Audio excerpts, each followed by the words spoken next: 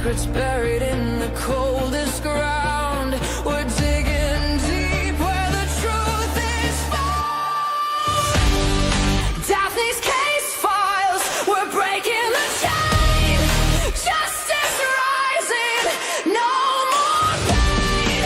Evil's end, the final call. Behind the lies, we'll expose it all.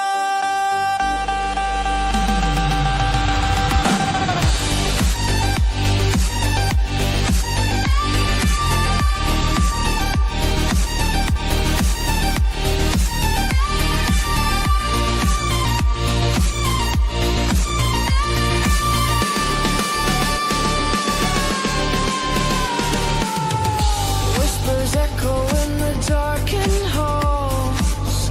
Faint confessions on the paper walls. Every victim deserves their say. We're here to chase the night away.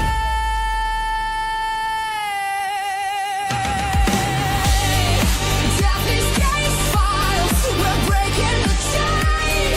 Justice rising, no more pain. Evil's end, the final call. Behind the lies, we'll expose it all.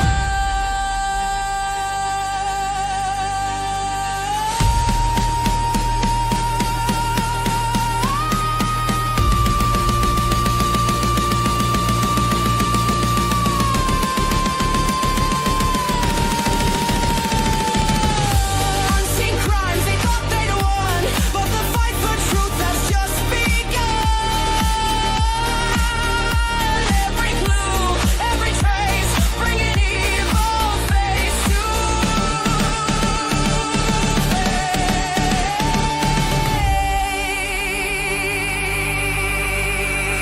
face. Hello and welcome back, everybody. I am so happy to see you here today. I am Daphne from Daphne's Case Files. I am your host today. I will be going over this case, guys. Oh my gosh, I've been digging all stinking day and I have found some. Wow, I don't know. I want to hear your thoughts and opinions on this after I go over everything that I'm about to show you. But I know you've heard of her. She's been missing since September 2024. 13-year-old Stefanie Damron of Maine, the state of Maine, like on the border of Maine and Canada, you guys, in a really rural area. And this case has me thinking it's like similar to Jack and Lily's, similar to Summer Wells, Sebastian Rogers. Like, it's crazy, you guys. And I can't wait to talk about it with you because she's still missing. She's still missing. Wow. But I will break it down in just a moment. First, I'm going to welcome in everybody because I'm so happy to see you all. How was your holidays? I hope you had a wonderful, relaxing day with family and friends. Even if you didn't go see family, hopefully you're able just to relax and sit back and just enjoy yourself, right? Just take it easy. So, we need something like that just to take it easy, right? Good to hear. Hi, Sherry Lynn. Thank you so much for being a member. I appreciate you. And, it's so good to hear from you guys on how your day was and just to be here hanging out with me. Thank you so much. I'm glad your holiday was wonderful. Let's keep it real. Hi, good to see you. Good to see you, Jen. Wonderful day. Thank you. Thank you. I'm glad to hear that. I'm so happy that your puppers is doing better because that is just worrisome. I'm so happy he's feeling better. Lisa B, always good to see you. Thank you for coming in. 18-year-old sister is sus, in my opinion. Yeah. One of the sisters ran off, right? Ran away, gone, nowhere near the family. This case is pretty wild. Cheryl, good to see you. Hi. Thank you for joining us. I appreciate you. Tina, hello. Thank you so much for being here. Justice Jane, hi, good to see you. Dad and so-called grandpa sus too. Yes, absolutely. Hi, Carrie, good to see you. Thank you for being here. Let me go up here because I know I missed a couple of people like I was talking away. Lynn, hello. Good to see you as always. Sharon, hello, hello, hello. Thank you for being here. I know B in Florida was here earlier. Good to see you. American Justice, hello, my dear. How are you? Thank you for being here. And let's see, anybody else come in? Yes, thank you so much, Lisa B. Yeah, good to see all of you. Thank you. So I'm going to put up a photo of Stefanie, right? And I'm going to just read over some things that, wow, guys, it's crazy. So this is a photo of Stefanie. She looks different in both of these photos, right, guys? Doesn't she? You're from Maine? Wow, Cheryl, how's your weather? I'm in New York State. We're getting a snowstorm like right now. It's bad. So cold, right? So cold. When you live up in the Northeast, you know what hard winters are. And also like the Northwest too, right? Hi, True Crime Junkie. Good to see you. Even in the mid North, right? You get a lot of snow, very cold winters. Just it's so harsh. I'm so over it. I tell you. You know, when my mom used to tell me every bone in my body hurts like when it's cold. And I'm like, whatever, what are you talking about? Now I feel that. I totally feel that. All right. I am going to stop talking and I'm going to go over this missing girl here, still missing for over a year. She disappeared on September 23rd, 2024, you guys. It's a remote 20-acre plot, right? In a tiny, like rural, isolated town of New Sweden, Maine. And the population is actually under 600, you guys. Can you believe that? Deep in the Aroostook County, 20 miles from the Canadian border. So it's really close to the Canadian border, you guys. It's surrounded by like endless, unforgiving woods, just deep in the woods, right? Maybe even more rural than where Jack and Lily lives. If you guys follow me on the Jack and Lily case, more rural than where Summer Wells went missing. She's 13-year-old Stefanie Damron. So this is what was said, right? Her mom and dad, bio dad, but her other siblings, I think there was 3 or 4 children before Stefanie. So he would be stepfather to them. But Stefanie was the firstborn out of mom and her new husband, Dale, right? So this is the story. Stefanie had stormed out of her family's makeshift, get this, wooden yurt, right? She was supposedly had like an argument with her older sister and vanishes over 15 months later. Like it's been, you know what I mean? It's been a long time.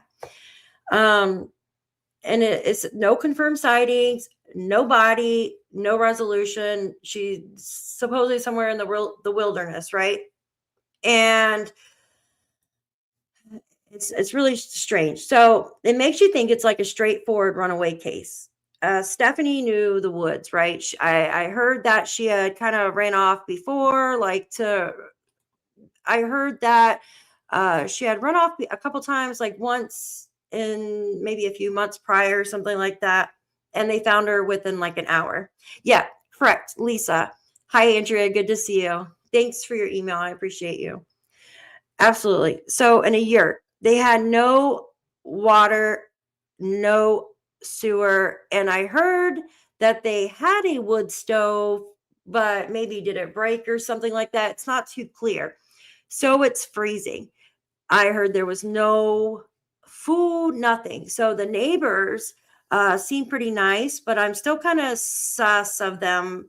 I don't know. Something's going on. Maybe just from what I can tell. And I'll show y'all some videos. Be in Florida, we are going to come visit you. It's too freaking cold here. Yes. So there's older siblings, right? And these older siblings basically are from mom's bio mother, from her previous marriage. And the bio dad has been trying to find out where his kids are, right? And they moved off grid. And then the mom and Dale, which is Stefanie's bio father, had Stefanie, right? 13 years prior. So it's a weird situation, you guys. Just a weird situation. Yeah, in the mountains. I bet you're cold. Yeah, thank you, Andrew. I appreciate you. So it seems like, she would get upset and just run off, like cool off and stuff, right? They said that she would go by like little creeks and stuff and then come back after she would cool off, like get some steam out, right? She knew the woods. She's wandered off before. She's always returned within hours. But the dad said this time was different. The parents, Dale, which is the bio dad to Stefanie, from what I can tell, right? That is their firstborn. Lisa and Dale are mom and dad of Stefanie. Stefanie's older siblings that also lived there, except for one daughter who moved further away, Dale would be their stepfather. That makes sense, right? And guys, it's nuts. They were miles away in some place called, I hope I'm saying this properly, Preschool Island, maybe, for a job interview. Filling out paperwork for a family account. Like I think it was it Texas Roadhouse or Applebee's or something. He was applying for a job at a restaurant. Just say that, like a well-known restaurant. I can't remember the name right now. It's one of those, right? They left Stefanie and the siblings with an 80-year-old guy, right? They said that it's an 80-year-old family friend. They call him Grandpa, but he's not the bio grandpa. This older guy lives in the yurt with the children.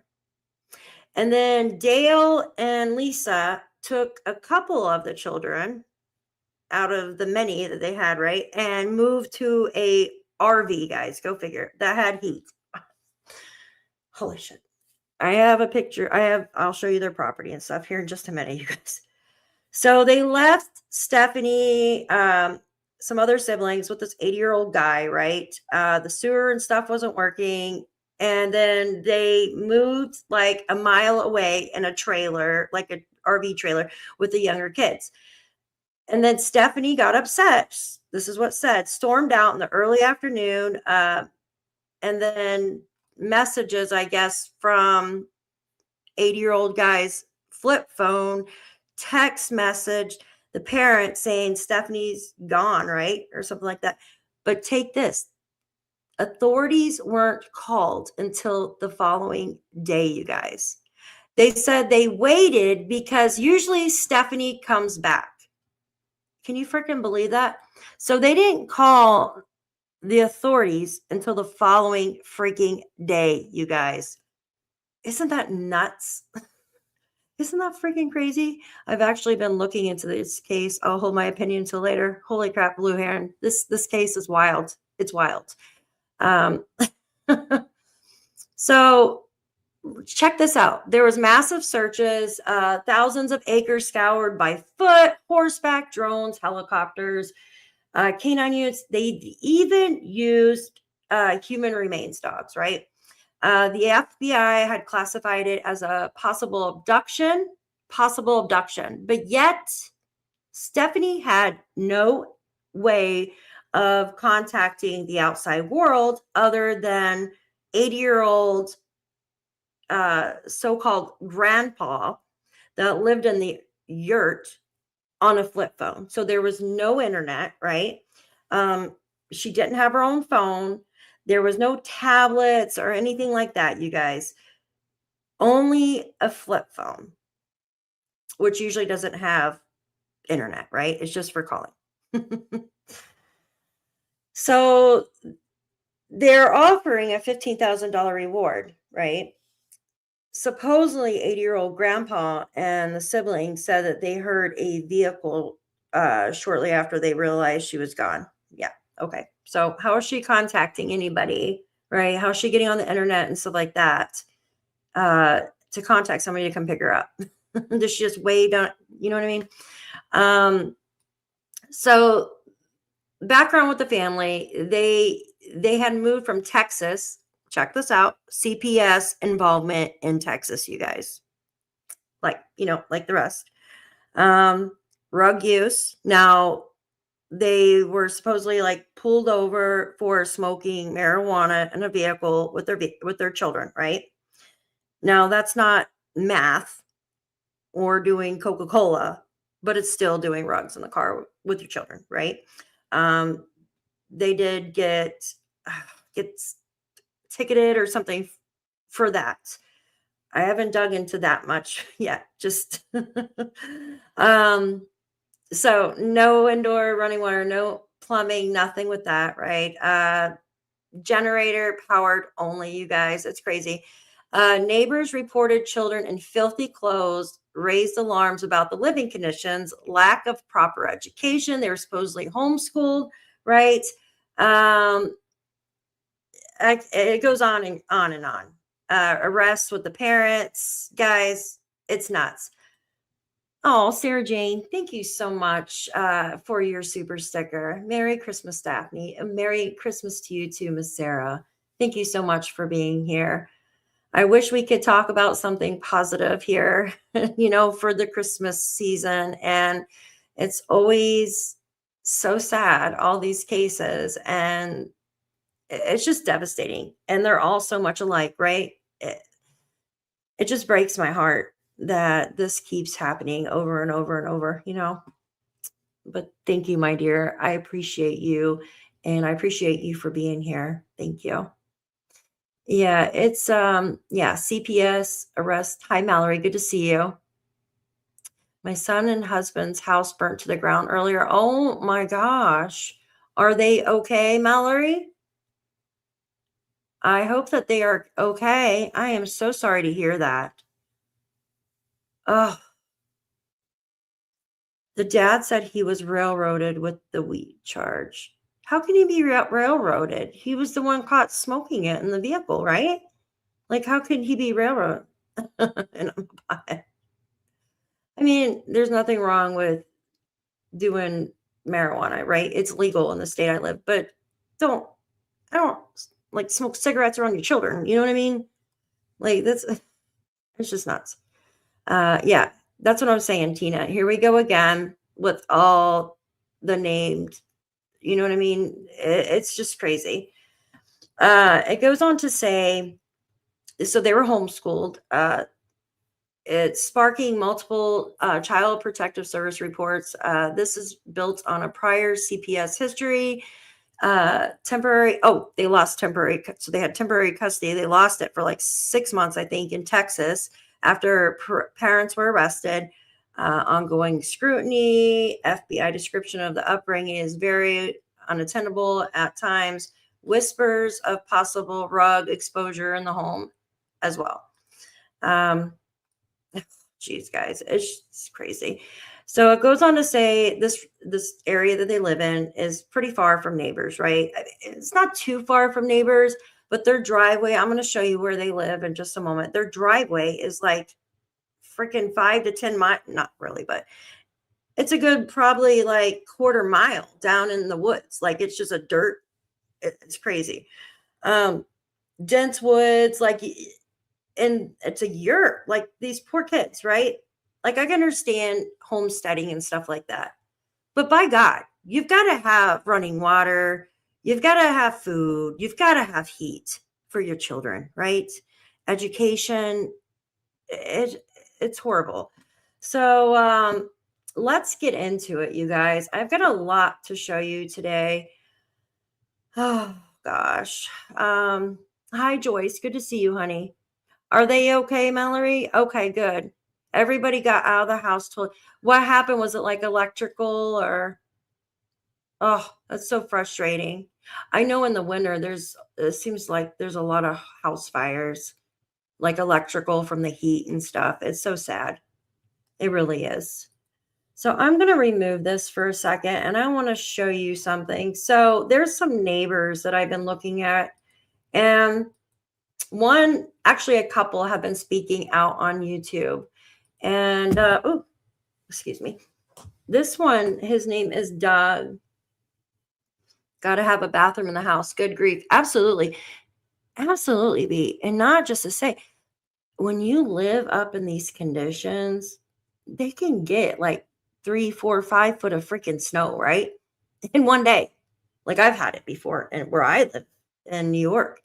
And who the hell wants to go out and walk outside and snow when it's freaking below zero to go pee and you know what I mean? To use the restroom out there. That's just crazy to me. They absolutely need a bathroom and heat, you guys. And then to leave these kids with an 80-year-old guy that's not even their grandfather. It's just some guy that's been following them around since Texas, I believe, right? And leave them there while they go stay somewhere warm. That's crazy. Yeah, Tina, it seems so. I heard that they were not enough funding or something, but how the funding, like, do your freaking job. You know what I mean? Hi, Kelly. Good to see you. She says, hello, all. I couldn't get into the right stream. Oh, Kelly, were you stuck in the stupid vertical one? I'm so sorry. I don't know how to get rid of that. When I do a live, like, it just won't go away. It's always that. It's so odd. I hope you had a nice Christmas and you're staying warm too. I know it's really cold where she is too. It is a creepy situation, you guys. It is freaking creepy. So I want to show you this. So this is text messages. Well, not text, they're post from one of the neighbors, right? There's a couple neighbors on here. And I want to just read to you what they said, right? This is 13 days ago. All right. All right. This one was just a mistake, I guess. He says, and he's talking about what happened. So this is the neighbor and one of the neighbors. He says, after that all fell silent, saved one final text from Chris, which is another neighbor, which is the timestamp of 5:43 p.m. It reads, state troopers just left there. So he's talking about the state troopers and how I guess they had left from searching for. Following that time, I neither saw nor heard anything further regarding what had happened until the next morning. So I guess he didn't know about what happened till like 2 days later with Stefanie going missing. He goes on to say, as it turned out, I was across the road from home doing some bush hogging when I received a text from my wife at 9:38 a.m. The text read, beeps going off, right? At 3:99, 4 times now. So basically talking about the home where what happened, right? 399 is the property directly across on West Road from the Damron's place. So they're basically saying this is where they live, right? I decided to drive down there on the tractor, and what I saw took me by surprise. The neighbor goes on to say, I had never seen that many game wardens in one place in my entire life. It was then I figured that this must be a serious situation. There were 5 or 6 wardens, and I knew one of them. So I said something like, so it's you guys that are setting off my alarms. Because I guess he has little alarms, like game alarms or something like that, right? He goes on to say, there was a brief, sorry about that. At this point, one of the wardens stepped closer and said, Doug, we're here to search for the little girl, right? I was talking with the warden I knew when I noticed an older warden standing close by. So I spoke to him, and that started to a conversation between us. Let me move up here. Let me put my glasses on, you guys. You can't see nothing, right? Let me clean them off real quick. It goes on to say he liked the older warden immediately. He was a gentleman and totally professional. As we spoke, he said that he'd been to the Dameron's property. So where Stefanie was living at the yurt, right? Before, as an escort for a CPS worker back in 2021. So this is the neighbor, and he's talking. So in small towns, guys, they all talk, right? Everybody talks and talks and talks, and stuff that probably shouldn't be said gets said, right? Just because they know each other and they live in the same town, they're neighbors, right? So he goes on to say, now this is just the neighbor saying this. I'm not saying it came from the news or anything. This is just the neighbor. He said he had been, he was an escort for the CPS worker back in 2021. He says, during our conversation, he said, Doug, the state police are in there now, and I want you to speak with them before you leave. As we waited for the troopers to emerge, one or two wardens that I did not know also addressed me as Doug. So Doug is this neighbor that is speaking right now. I couldn't figure out how everyone seemed to know my name until I finally realized I was wearing one of my old fishing tournament shirts, and it had my name over the pocket. That's me.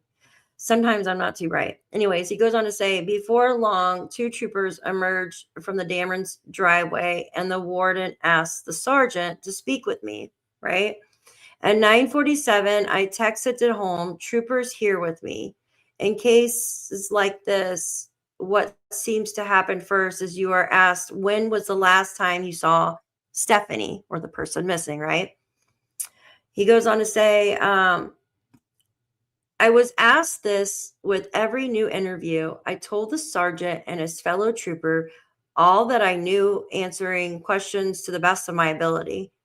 I believe it was then that I had given the names of all those who I knew who'd been seen or spoken with Stefanie on August 22nd, which turned out to be the last time that any of them had seen her, right? So the last time any of the neighbors had seen Stefanie was August 22nd. Goes on to say, but she went missing on September 24th. So think about that. It's like a month prior. It was at this point that the troopers and wardens searched the home and the garage located at 399 West Road, along with a couple of small outbuildings. Then the wardens began their foot search for Stefanie, and I returned home. There was a lot of law enforcement traffic on West Road that day, but I heard nothing further concerning Stefanie. On the morning of the 27th, so this is 3 days later, the alarm went off again, so I drove the tractor down to 390 to their property to only find an unmarked state police cruiser parked in the driveway. A plainclothes state police investigator was standing beside the car. There were more questions like before. And again, any pertinent information I had given was given to the investigator. This included the incident on August 22nd, along with the names I'd given the sergeant on the previous day. I didn't know there was an incident on the 22nd. Now I'm curious to know what it is. Oh, I think I might know. One individual even drove over here from a neighboring township to tell the investigator what he had been seen regarding Stefanie. He goes on to say, if you read my timeline for August 22nd in a previous post, then you already know what we saw and heard and what action was taken on Stefanie's behalf. So here's what might not be so evident. Stefanie spoke with no less than 4 adults along West Road on the 22nd, right? The last day they seen her. And she told slightly different versions of what she was doing or what she wanted, right?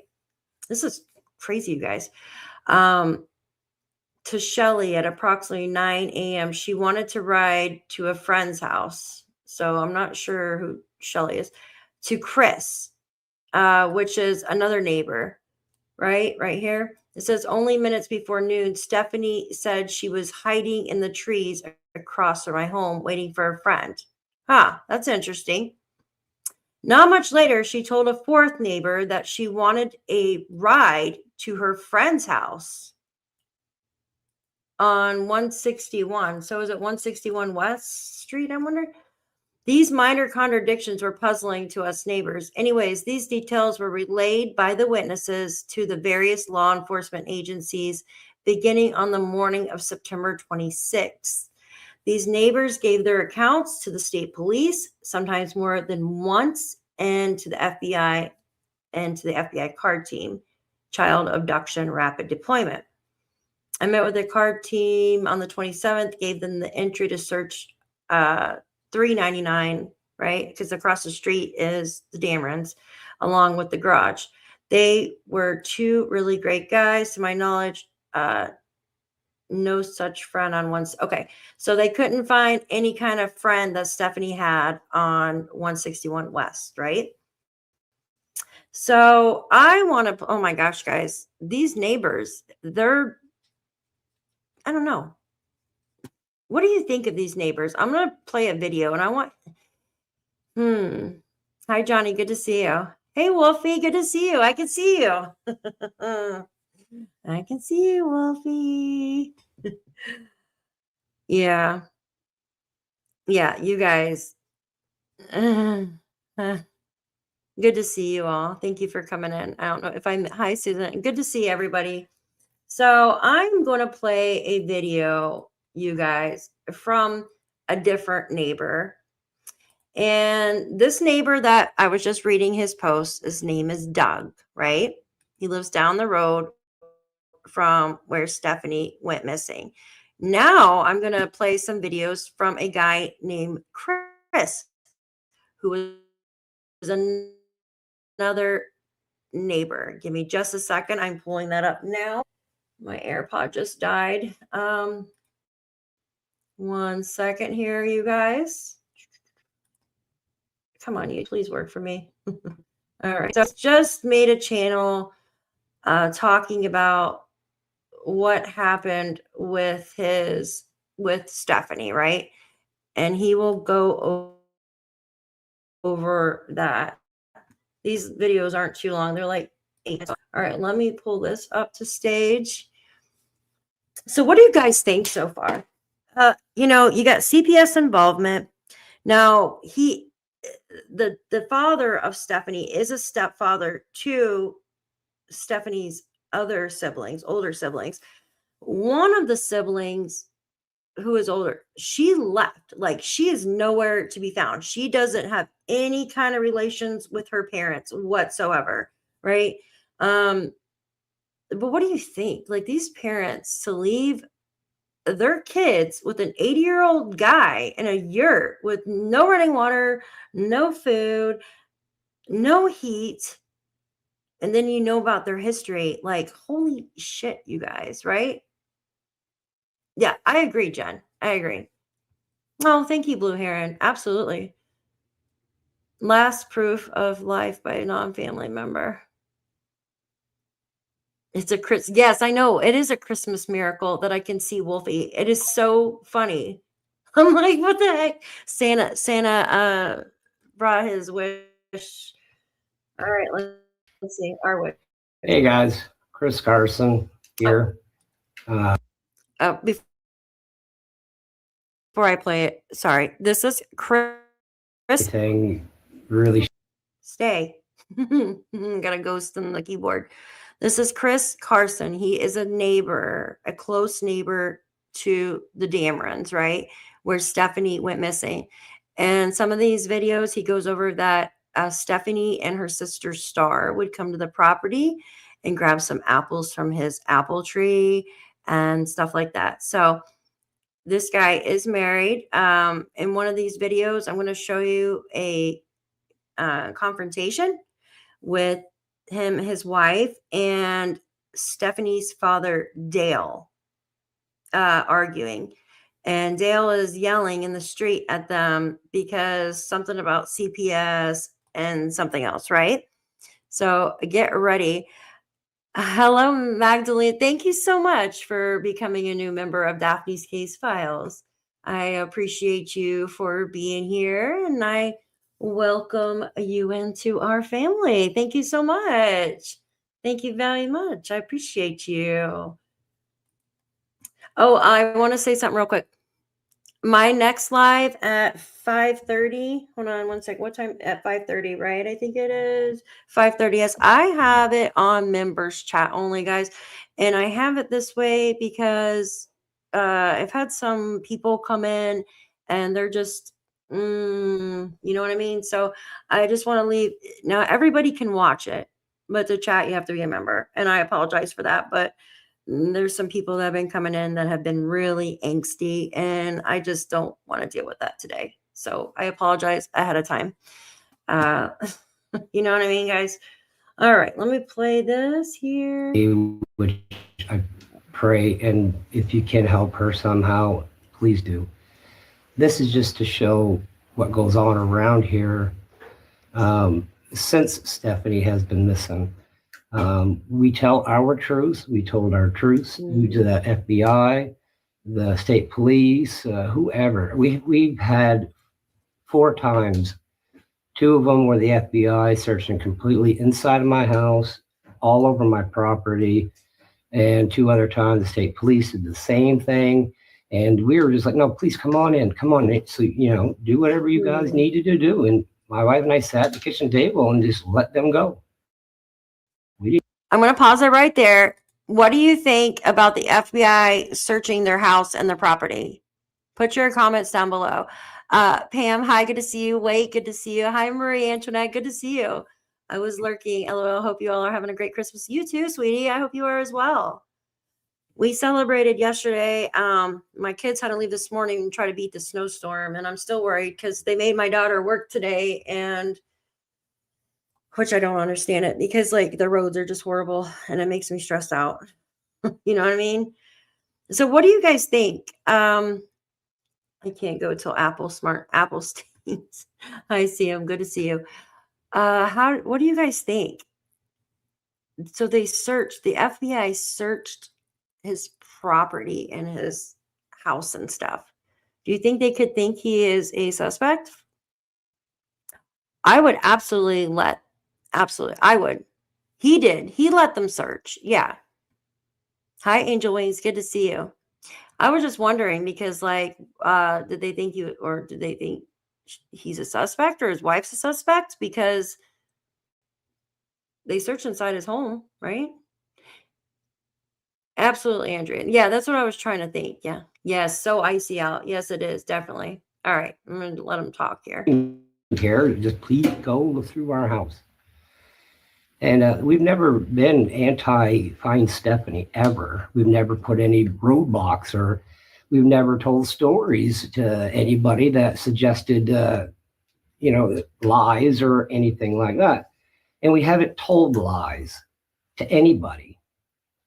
So we're being accused of lying to the media.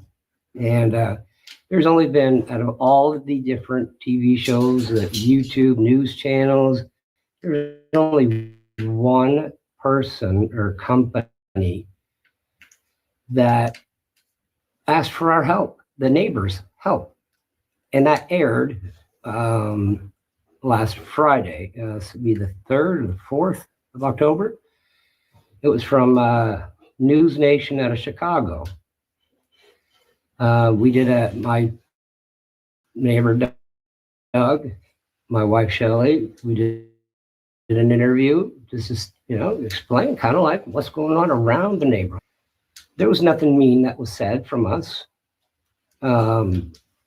We weren't, derogatory, calling names or making up little stories. You go back and I'll put a link right in the first line down here about that interview. The next day is what really got my goat. Now, I've been living next to the Damrons for many years now, since 2002, the beginning. They were here about a year before us. And all right, they're new. They're homesteading. My wife and I have tried to do the homesteading 30 years ago, and we failed. So it's like, all right, they're doing it. They're living down there, homesteading. And I thought that was great. Are they loud? Yeah, they're loud, but, so they're young. And this is what happens. I mean, and not once did I ever call the cops on these people until Saturday, this last Saturday, the 4th. Dale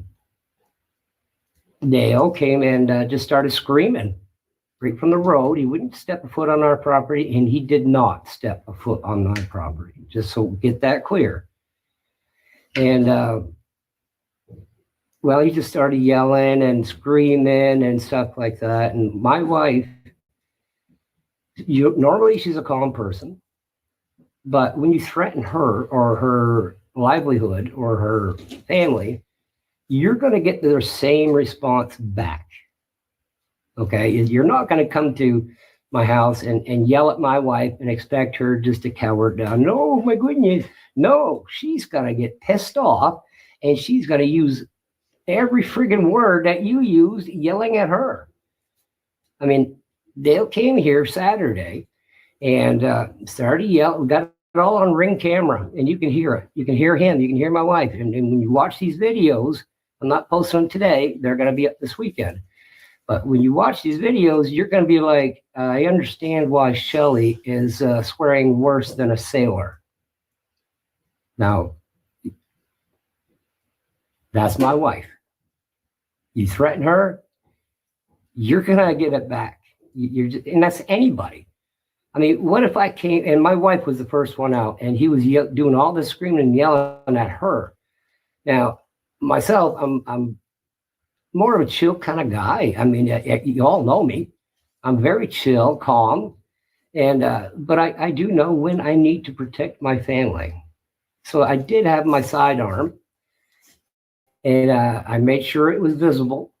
But then when he first started yelling, Shelly went out. So all I heard was my wife saying, "Oh, hell no." So she went out on the steps, and you'll see that in the video.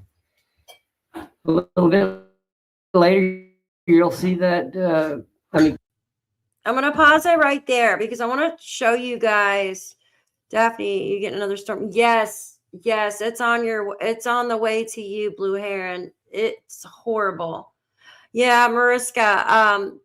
So with your question before, had they searched other neighbors' properties? Yeah, so we were talking about the other neighbor, Doug, whom Chris, who is talking right now, is friends with.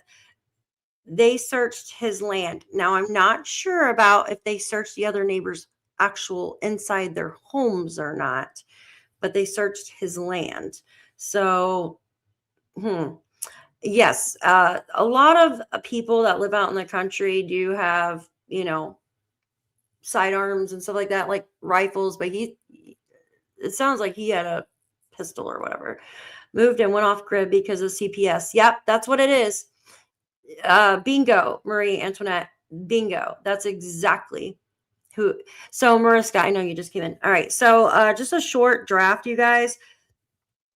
Stefanie Damron's parents, they went from Texas, right, where they lost custody of their children for like 6 months, right? And then they got them back, temporary custody. Left that state, went to West Virginia, then left West Virginia and went to Maine. And Mariska, like, this is even more rural. Well, it's about the same as Jack and Lily's, maybe a little bit more out in the sticks. And I'll show you guys here in a minute. But, yeah, Lisa, I know, hearing the name, right? Lisa and Dale before Stefanie went missing. Yep, exactly. So you got CPS, you guys. You got CPS involvement. You got rug use. You have arrest, right? You have a step parent, but not step parent to Stefanie. He's step parent to other children, right? So all the same lineups, guys. Daphne, could you please use the closed captions? Absolutely. I'm getting ready to take you over to the video of them arguing. So I will put on the closed captions. Okay, honey.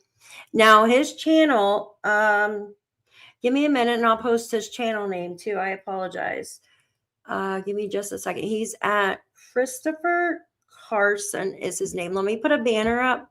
I apologize. Usually I put this up so his name is at Christopher. So if you guys want to watch the rest of his videos after the live, Carson. R5S. R5S. There we go. So this is his channel name. He is the neighbor. Okay, add banner. Oh, come on. There we go. Okay. I don't know why it's so large, the banner. All right. All right. Let's go to the one where they are in a argument. I will turn on. Oh, God, why is everything so laggy today? Give me 1 second, you guys. Let me remove that so it's not so laggy. Is this part 2? Yes. Okay. And it should be right where.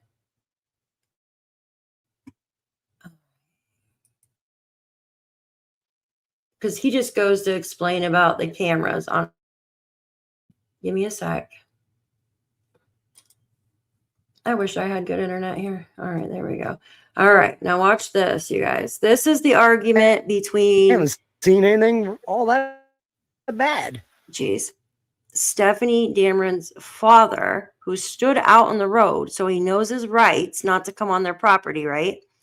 And argues with this guy, Chris, his wife. Check this out. This is nuts. So, Oh, close cap.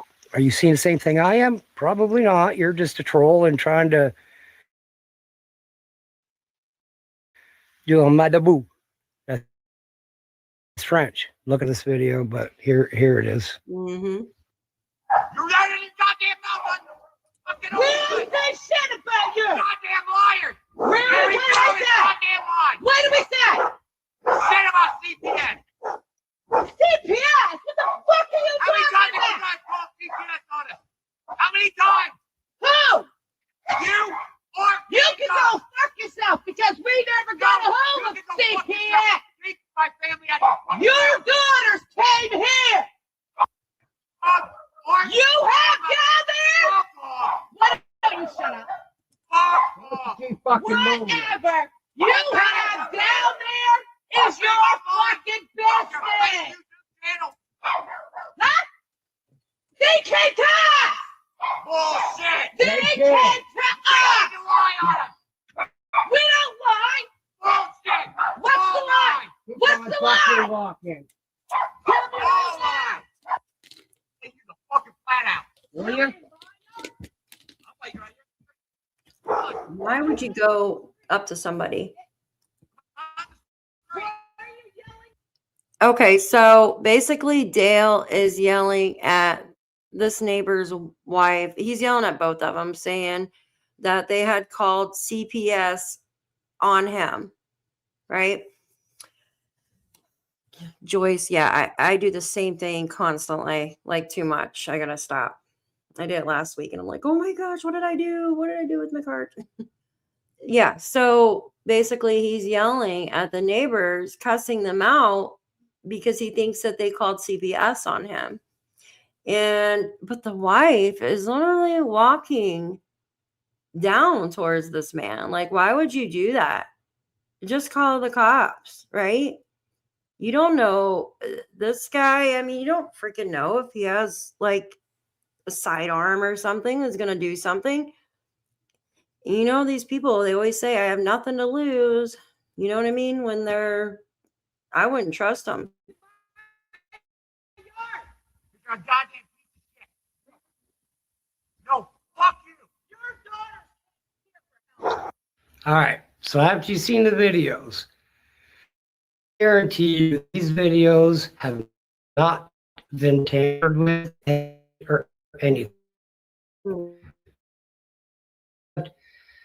All 3 videos were sent to the state police and FBI.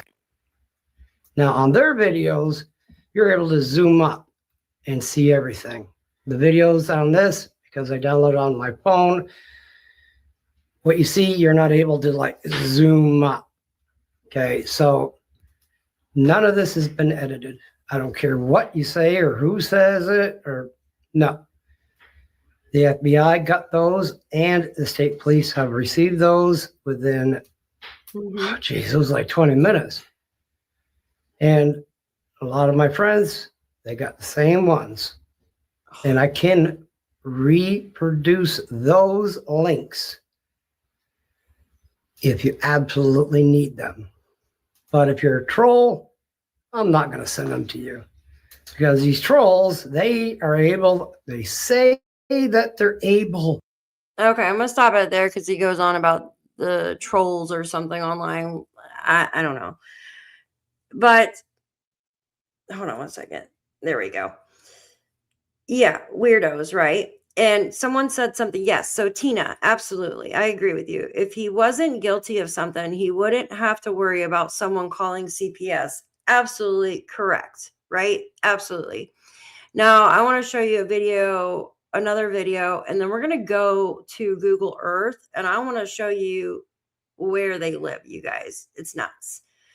You're welcome, Carrie. You're welcome. I know some people need the closed captions. Yeah, Angel Wings, it sucks. I lose my stuff all the time. And then all these, ever since they got rid of the CFPB, like I get so many scam phone calls now. It's ridiculous. And text messages. They'll text message you now too. It's horrible. Like 8 o'clock at night. It makes me so mad, you guys. I get so mad at those people that do that. Because it's frustrating. Like, how did they get your phone number? You know what I mean? All right. Now, I want to play this video here for you. And it's, hold on one second. Oh, wow. That's pretty long. That's a long video. But we are going to play it and maybe play like half of it. And then I want to go to Google Earth. Give me 1 second. All right. And is never seen again. She just mad conditions, screaming at his wife and children. It was almost daily, constantly. It was just kind of crazy. You could hear a lot of profanity. On the street. Why are you yelling in my yard? Because no, you. Your daughter's here. Breaking news tonight, Stefanie, just 13 years old, walks into the woods and disappears. No way. This little girl did not just walk into the woods and poof, disappear. And tonight, bizarre inconsistencies emerge amongst the various stories about what happened to Stefanie. Yeah, so absolutely. Kelly said, so there's a yurt and supposedly a trailer. What happened to the supposed trailer? Thank you so much, Kelly, for your super sticker. You're so sweet. I appreciate you. You're a wonderful mod. You're awesome. I love you being here. Thank you so much. This trailer, I heard they're still living in it. And they left. So they brought the youngest children to this trailer RV. I heard it's an RV.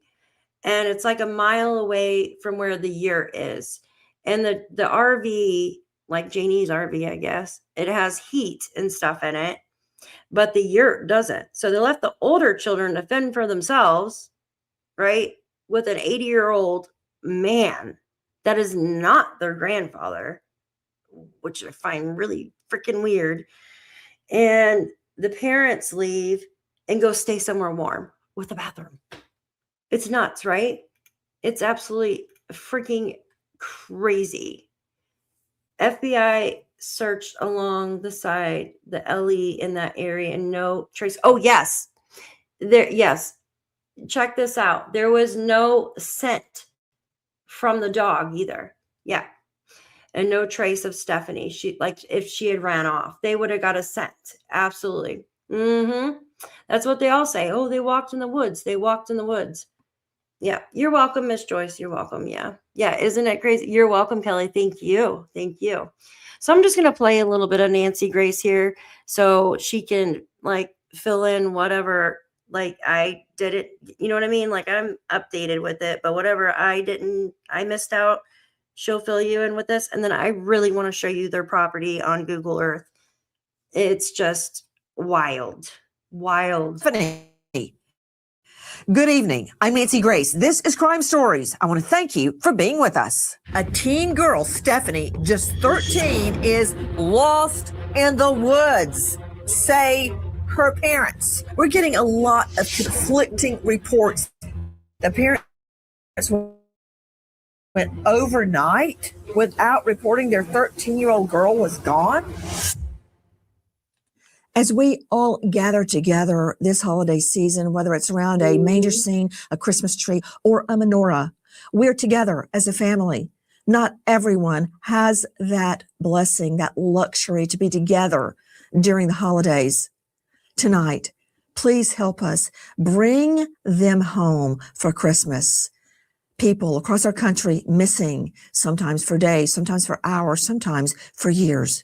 Won't you help us bring them home for Christmas? Where is Stefanie? It's going to be a cold day in HELL that I believe a little girl just 13 years old walks into the woods and disappears. Listen. Despite extensive investigative efforts, including a neighborhood canvass and video search, along with an expansive grid search utilizing canines from Maine Warden Service and Maine State Police, Stefanie is still missing. Everything is still on the table for us, from her simply being missing to run away to the worst situation, because we don't have any concrete leads or tips that have led us basically in one direction or the other. I find that very, very hard to believe that there are no concrete leads or tips. First of all, you're hearing from Special FBI Agent in Charge Kimberly Milka from News Center, Maine, then Lieutenant Darren Karn from the Maine State Police. There is a lot going on in this scenario, and to figure out where is Stefanie tonight, you have to go back to the bizarre living conditions where she and 8 other children were living. Have you ever heard of a yurt? Y, yellow, U, Utah, R, Rhode Island, T, Tennessee, a yurt. To Chris Carson joining us, special guest joining us tonight out of New Sweden, Maine, a neighbor of the Stefanie Damron family. Chris, I want to thank you for being with us tonight, because not very many people are willing to speak out. And I think I know why, but I'll get to that in a moment. Now, some of the children, along with the mom and dad, had left the yurt, which has no heating, no air condition, certainly no Wi-Fi. The mom and dad had gone up the street to live in a camper that had heating, water, the works, leaving Camper. Stefanie and other children there with the grandpa, no blood relation. So tell me about the yurt that these children were living in. Yurt. Originally, when they first moved here, their yurt was built beside the road, 2x4 kind of style looking octagon.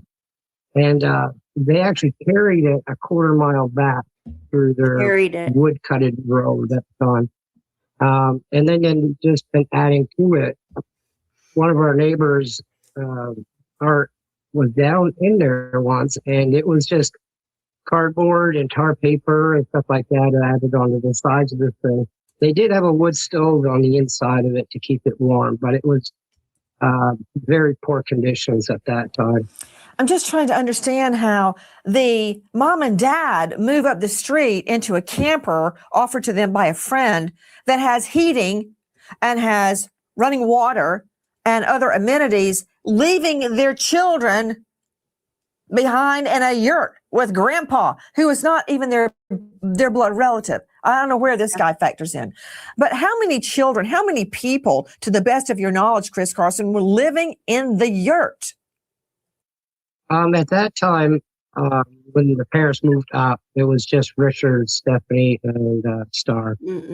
So just the 3 of them. But before that, it would have been all of them down. I believe it'd be 7. Speaking of grandpa, to Christy Rand, volunteer searcher for Stefanie. She knows these woods like the back of her hands by now. Question, Christy, who is grandpa? That would be 80-year-old Richard Turgeon. Richard is a friend of more than 15 years of Dale's. He helped Dale through a rough patch a long time ago. They became close, bonded. He helped the family to kind of get on their feet, and through some of these moves and transitions, he's followed them from state to state for many years. Okay, right there, you really got my attention. State to state. Joining me now, Dave Mack, Crime Stories investigative reporter. I've done a little research on why they have gone from one state, starting in Texas, to another, to another. Now they've landed way off the grid in Maine. Dave Mack, these 8 children, they don't all belong biologically to Dale Damron, do they? Actually, Lisa Marie Damron was married at the time she met Dale Damron and had been in an 18-year marriage, and 4 of the children are from that marriage, 4 of the 8 children she has had. Now, isn't it true, Dave Mack? Let's be specific. Just before a court hearing where the mom, Elisa now Damron, was to appear, she took off, and she and Dale took the 4 children by the bio dad and left the state. Isn't that true? That is exactly what the biological father of those children, her first husband, had to say. He said they had an upcoming custody hearing, and she left. She took the kids and took off, and he has not seen them since and didn't know where they were until this story broke. Well, I just wonder, Brian Fitzgibbons, you're the director of operations, USPA Nationwide Security. You lead a team of investigators that go around the world trying to find people. I'm just going to pause it for a minute. So I was texting my daughter because I was so freaked out because she was at work, and I texted her, but she made it to my son's house, which is closer to her work. Thank God. Because I hear the ice. It's horrible, you guys. It was snowing, and I've never seen flakes so big before my life earlier. And then it has a layer of ice and sleet behind it, and then snow again, and then rain in a couple days. Go figure that. But I can hear the ice hitting my window, and I'm like, what is that? And it's ice. That's crazy, right? Oh, goodness, you guys. Yeah. So if you're in New Jersey and stuff like that, get ready because it's heading y'all's way. Ugh, gross. It's a big storm too. Hopefully it moves fast. Yeah, we get some crazy weather. So what do you guys think about this?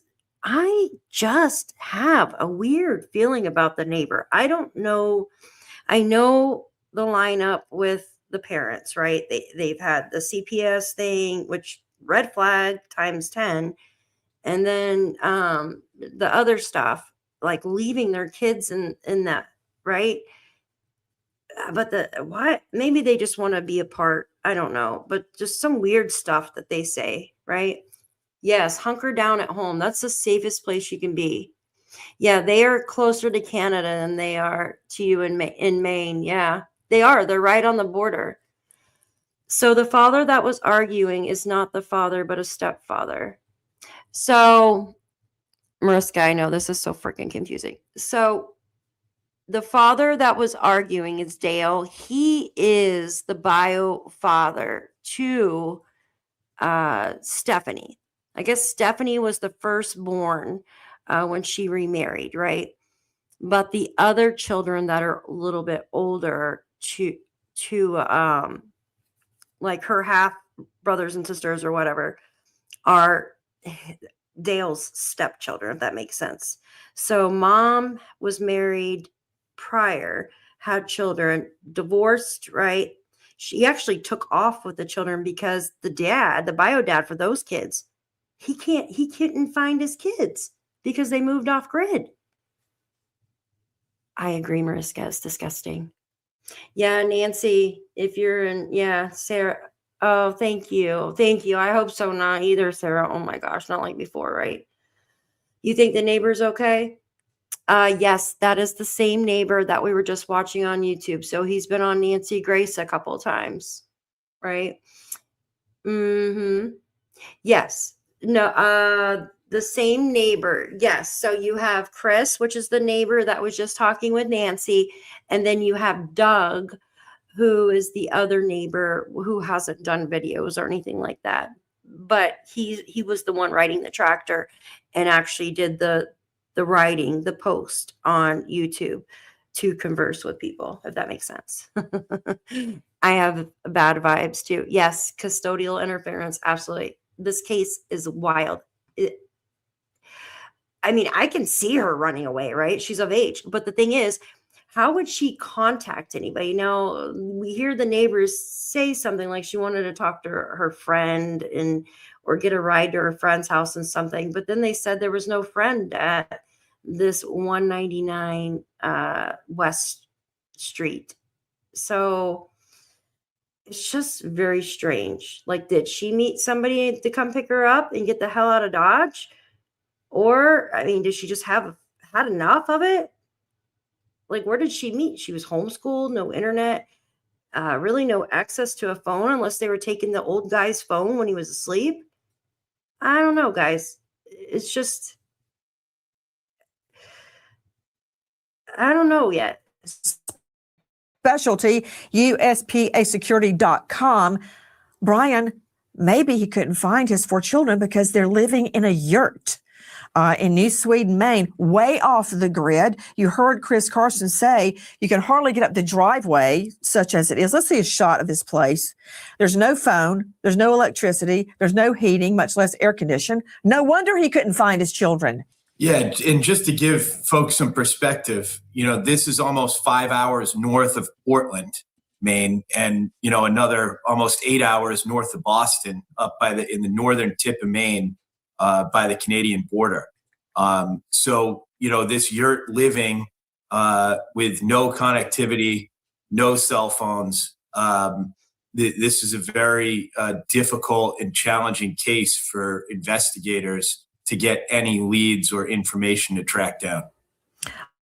To Christy Rand joining us, a volunteer searcher. She's been out beating the bushes trying to find the then 13-year-old Stefanie, who's just a beautiful little girl. I can't imagine her alone out in that wilderness. I know canines were brought in, and I'm going to get to that, but they didn't pick up her scent, which makes me suspect everybody's story because I trust a dog. Best witness I ever put on the stand, Christy, was a dog. That said, Christy, I'm biased in this case because I've learned that there was another young daughter, now an adult, that ran away as well. And she won't say why she ran away. Isn't that true? Yes, that's definitely true. Lisa's oldest child would be one of the 8 children being mentioned. She is grown now, lives out of state, obviously is nowhere near where they are in New Sweden, and just wants nothing to do with them. See, that is, for me, my worst nightmare, that I'm cut off from my children or I'm away from my children. That would be hell to me.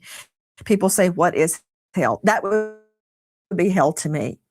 She ran away, and I guarantee you there's a reason why. Because, think about it. Dr. Jeff Kalashevsky is joining us, a renowned forensic psychologist, author of Dark Sides. And you can find him on YouTube, by the way, at Dr. Jeff Kalashevsky, forensic psychologist.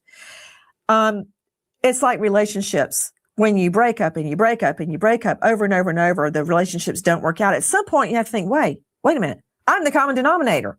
Maybe I have the problem. When you have one child run away, I don't know whose fault that is, but when you start getting more than one child running away, both girls who run away at about the same time in their lives, the parents are the ones, they're the common denominator. That's true. And the one thing about this case, from what we know already, is that this hopping from state to state, living in a rural area off the grid, my big question is, it sounds like there's a lot of secrets going on in this family or family situation that could be part of the reason why children are running away. Off dissecting what happened in the past. Why did the other daughter run away by the same time Stefanie Damron disappears, walks into the woods, and poof, disappears? That's not true. That is not what happened. I don't know what happened yet, but it ain't that. Let's go to that night. Listen.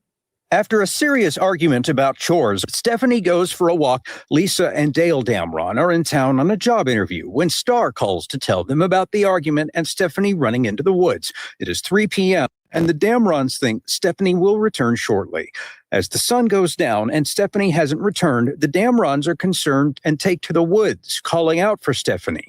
When Stefanie hasn't returned the next morning, the Damrons report her missing. Let me understand exactly. To Dave Mack, Crime Stories investigative reporter, what are they saying happened to Stefanie? They were not home when this happened, and that Dale was at a job interview, and they got a text from Star saying there'd been an argument and Stefanie took off. I mean, that's the story that they stick with, but it makes absolutely no sense because of where they're located, Nancy. There's no restaurant in town nearby. There is nothing but open space. So there's no place for her to have just gone and left and without being in the woods. I mean, she'd have been found. It's just impossible. I asked you what they said, and that is what they said. And I want to follow up on that. You can't just drop a bomb on me and not expect me to react to Chris Carson Sr. joining us from New Sweden. He's one of the only people with the backbone to speak out about what happened to Stefanie. He's a neighbor of the Damron family. I've got a question. I thought Dale Damron was on he had. It was Ruby Tuesdays. Did he get the job? I'm curious. Yeah, he says that he did, and he worked there for a little bit, but the boss fired him because of the implications of definitely being missing. So what I'm getting at right now, Chris Carson Sr., is did he really have a job interview that day? I do not know. No one's actually tried to even confirm that. Okay, well, okay, that's interesting. No one has tried to confirm it.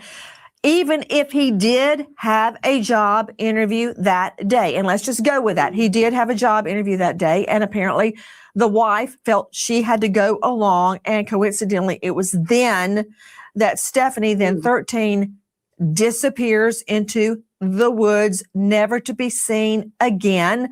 Now, here we have Dad, Dale Damron, first explanation as to what happened to his daughter. Listen.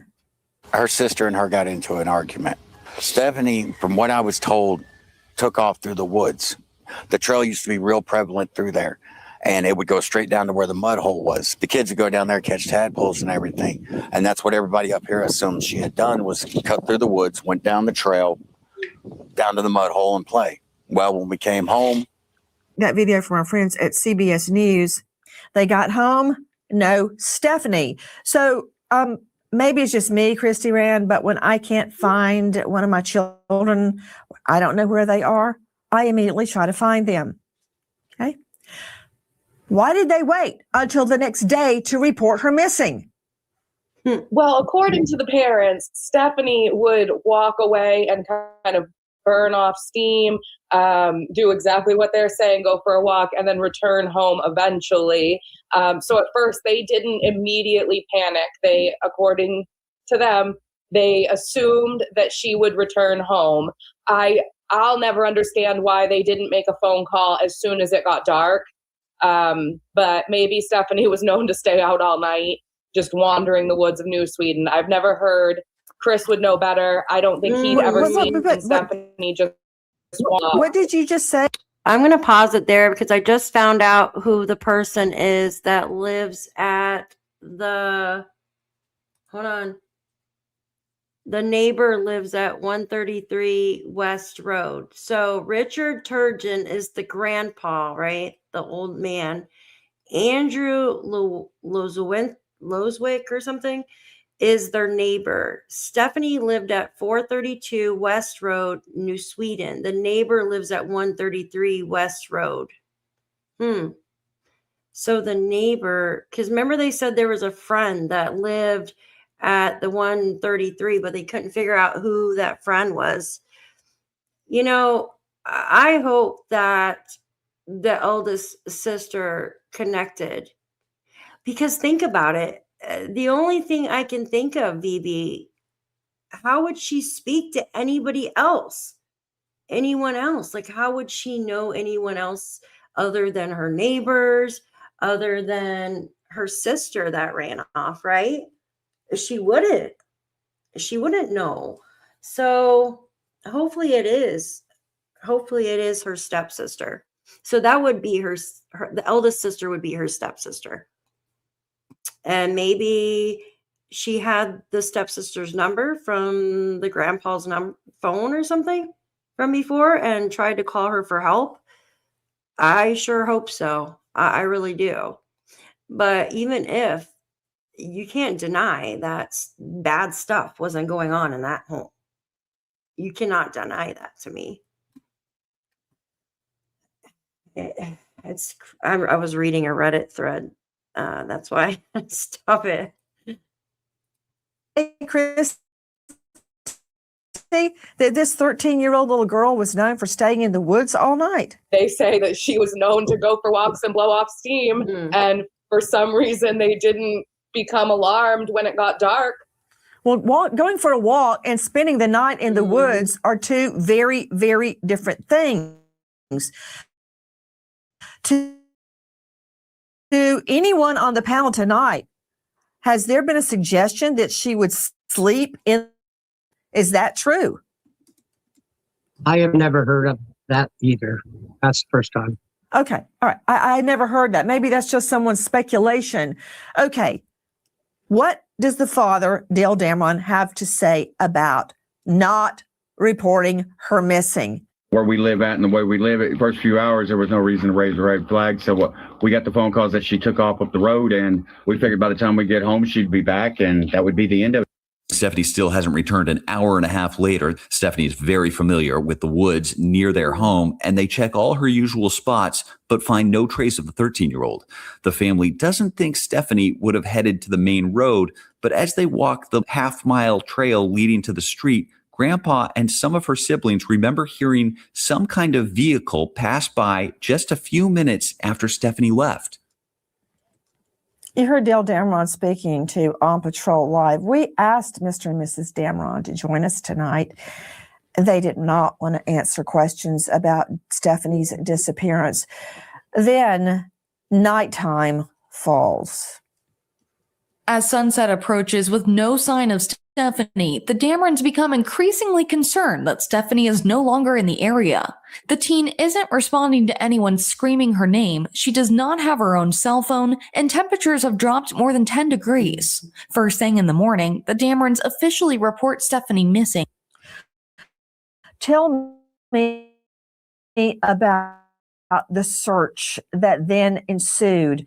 Of course, law enforcement had lost 24 critical hours by the time Stefanie was reporting. You're joining us, the Damron family neighbor. When did you first discover Stefanie was missing? When Kelly and I first realized that she was missing, it was a few days after they actually called the police, the authorities. My neighbor Doug came over, and him and I were getting ready to go to town. And Lisa stopped in and asked, he calls him Mr. Doug, if he had any cameras across the road from the adjoining, right across the road from the Damron's property. And then after she found out, no, he doesn't, he was like, oh, it's because Stefanie. So this is her last known location, right? Thank you guys. I appreciate you. Yeah, I was I have it uploaded, but I'm trying to load it so I can show you guys where she lives in the area where she went missing from. And it just pulls so much from my computer. It's crazy what Google Earth does. But I am in the process right now.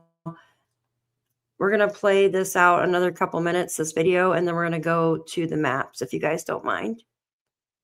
Yeah, you would think they would definitely go on Nancy Grace. Like, they did absolutely, less Keeping It Real. They did bring human remains dogs in. That's what I was told anyways. And search dogs. The dogs didn't get any scent. So that's just like, like Summer, like Jack and Lily. Well, they got a little tiny scent in the driveway, but nothing to really help, right? And then Sebastian Rogers, they didn't really get a scent with him either.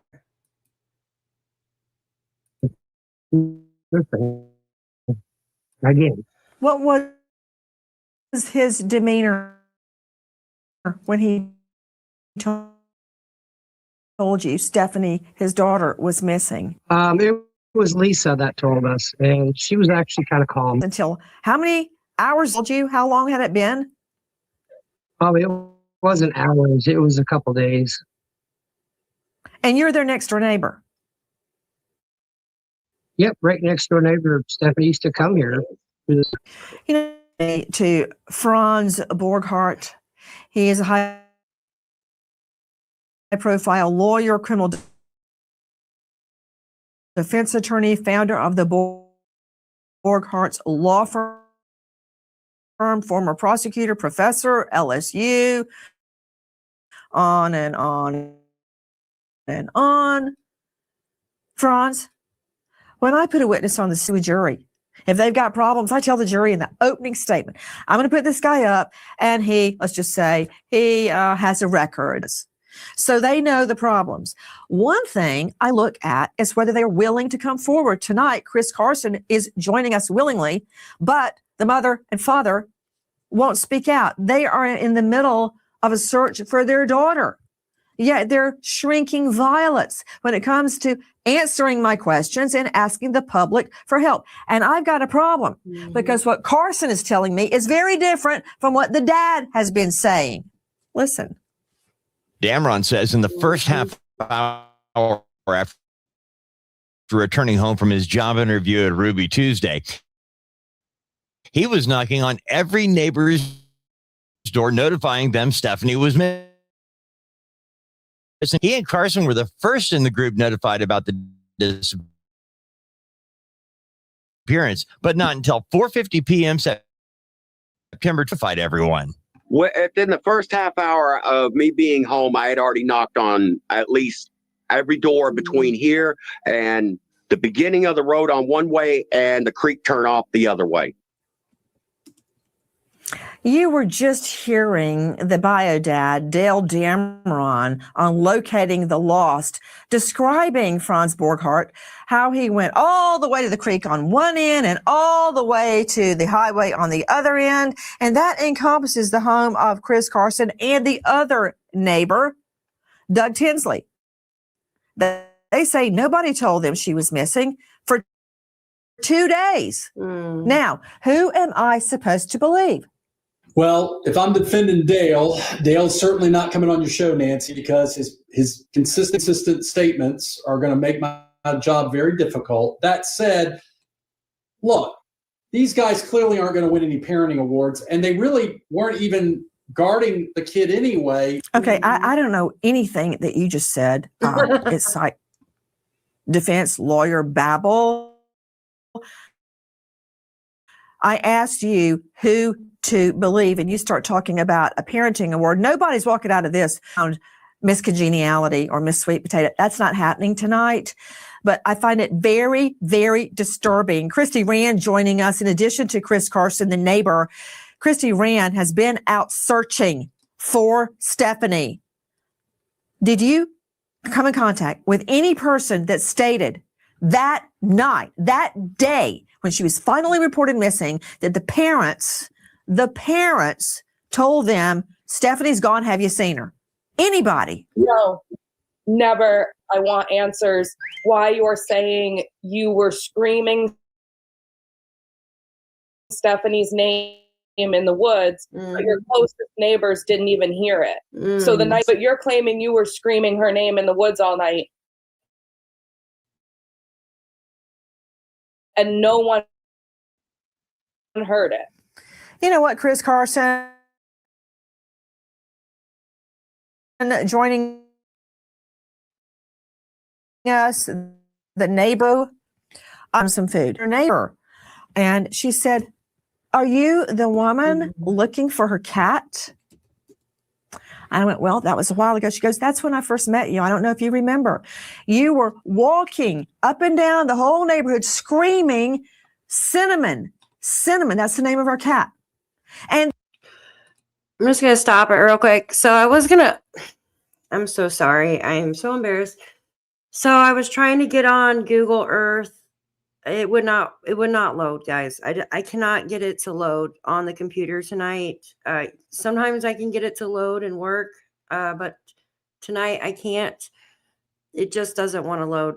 I tried to use Google Maps to even show you, and it's not wanting to load. So I'm gonna have to clean my daughter's computer out and reload it and all that, and then have to show you the maps another day. I apologize. Yeah, and the weather. Yeah. I know. Google Earth, it like sucks your whole computer into this void. It's so frustrating. But plus the storage is kind of full on here too. So, but I apologize for that, you guys. And the weather, absolutely. The ice cubes raining from the sky. Then you went by the next day in a car, screaming out the window. We heard you in the house.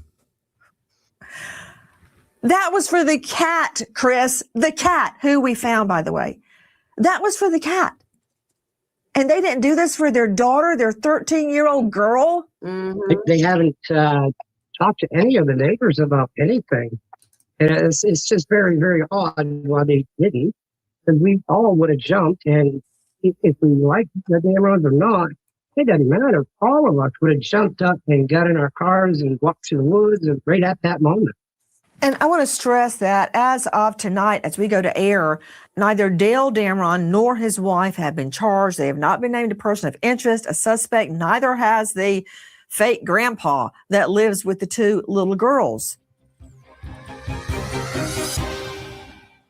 Bombshell tonight. Crime Stories now streaming first on Fox 1. Mm-hmm. That's right. You can now watch all the new episodes of Crime Stories first. Okay, so what do you think so far, you guys?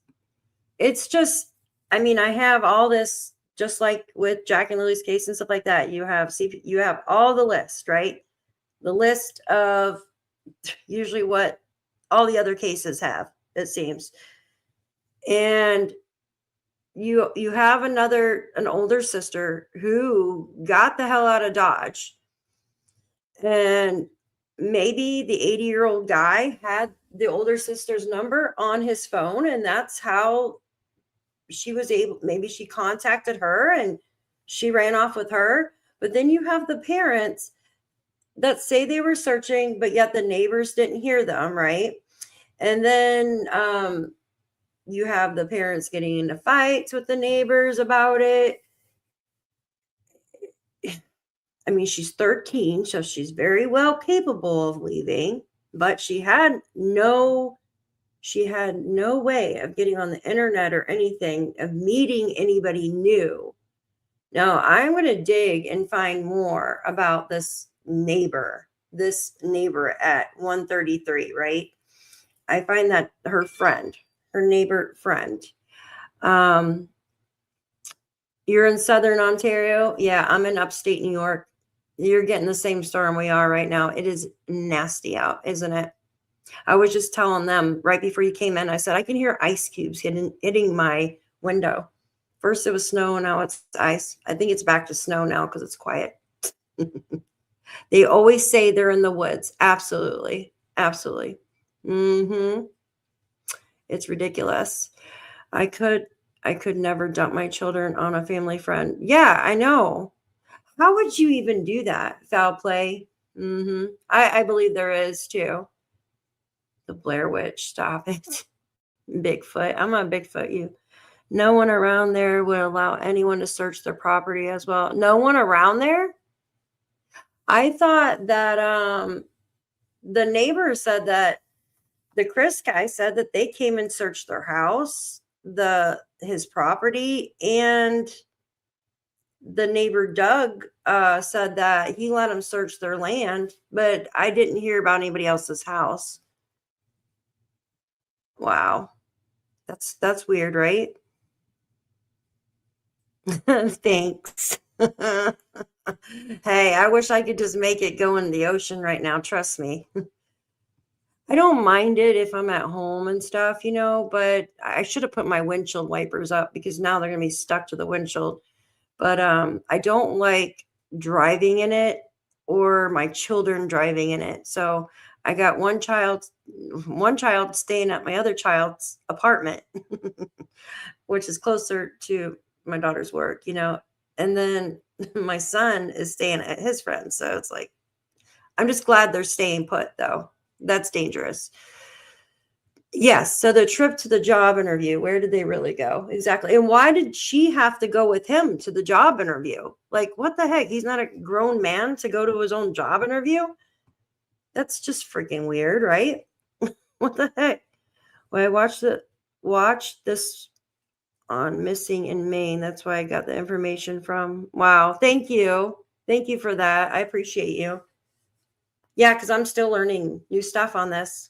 I looked into it. What was it, last year or maybe earlier this year? And then you didn't hear hardly anything else about it. And then I saw Justin spoke about it and Nancy Grace. And I'm like, let me dig into this because it's close. I mean, I'm close to Maine, not far away. Maine, did the old man on Nancy Grace really allow them to search? He said so. He said the FBI, you're talking about Chris, right, Mariska? He said he let the FBI come in and search his home and his yard. You hear both parents apply for jobs? Okay, then that makes sense why she went. Locating the Lost has the Dale on if you want interest in listening to him as well. Thank you. I appreciate that. Thank you. The guy here, I'm going to put his banner up because I'm getting ready to go his YouTube channel, and he talks. This is one of the neighbors. If you guys want to go over to his channel and watch his videos, they're like clips. So they're like 8-minute clips.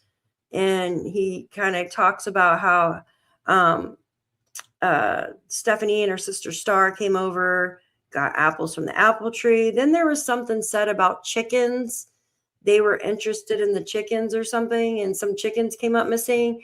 I'm not too, I haven't dug really into that. So I don't know if the girls were starving and they took their chickens, but I don't know. But it seemed like these neighbors were like feeding the kids, right? It's really sad. Yeah, it's sad. Oh, thank you. Thank you. Thank you for keeping. Oh, thank you, Kelly. Thank you. Thank you for letting me know when the sound was skipping. Oh my gosh, it's so aggravating. Yes, I'm getting ready to go. We are going to go do, you're very welcome. Thank you. We're going to do the Jack and Lily. I want to go, I have to get my maps to work to be able to go do this live.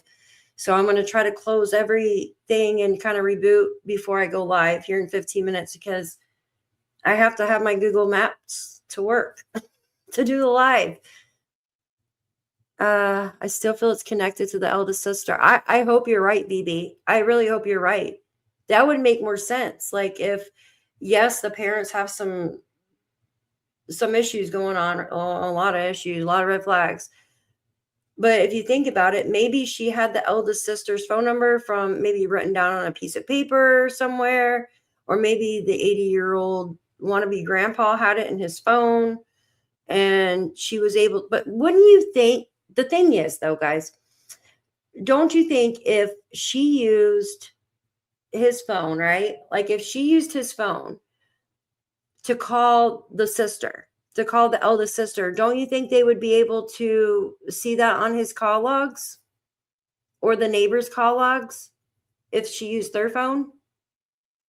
So they should be able to look on their phone to see if she uses his phone. Now, if there's no service out there, then she would have to get a ride from somebody. I still feel the neighbors kind of weird. I don't know, too. I think they're all weird. But I hope she did leave with their eldest sister. I pray. Then they have no scent either, which is tricky right there. That's right. Locating the lost. I don't think it's a missing in Maine. I got it all wrong. Locating the lost. Okay, thank you. I appreciate that. I'll check that out. I've never heard of it. I've never heard of that YouTube. Yeah, I sure hope so too, Mariska. How can you leave your kids in something like that freezing? September 2024. Carrie, because they were doing rugs or something in the car. I think more to that. I'd have to look into it.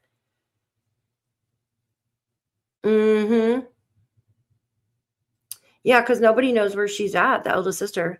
They did take the phone, but it was an old flip phone and they got nothing.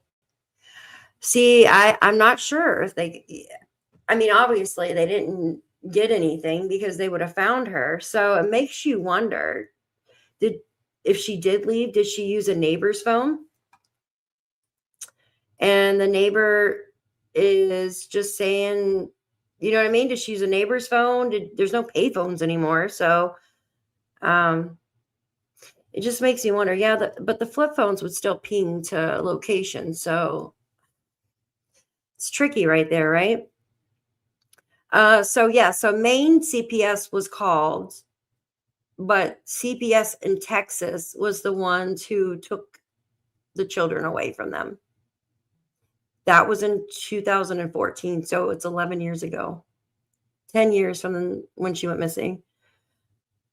You don't think she willingly left? Yeah, no scent, right? No scent. No tracks. Just like Jack and Lily, no tracks.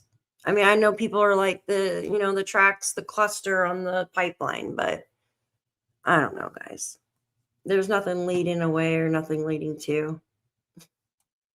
How they get there, they beam me up. You know what I mean?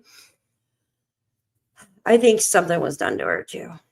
I think they were all being, it's just so freaking sad. Lisa was using Stefanie's Facebook account after she went missing. Are you serious? Oh, I want to dig into this case more. I really want to dig into it because there's a lot more going on than we don't, But I'm going to get off here because I'm going to reboot my computer and reboot because I have to use my Google Earth and there's no way it will load right now. And oh my God, I don't know what I'm going to do. I'm going to talk for an hour straight. But if you guys want to join me over at my next live, I will be live in like 13 minutes. Oh, thank you, Cal. Yeah. Absolutely. I will do it. Thank you, Jen. Yeah, thank you guys. I'm checking right now.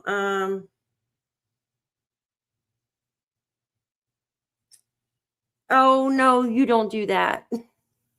You don't do that. I have a what is this computer? HP. Oh, HP. It's in front of me. It's an HP.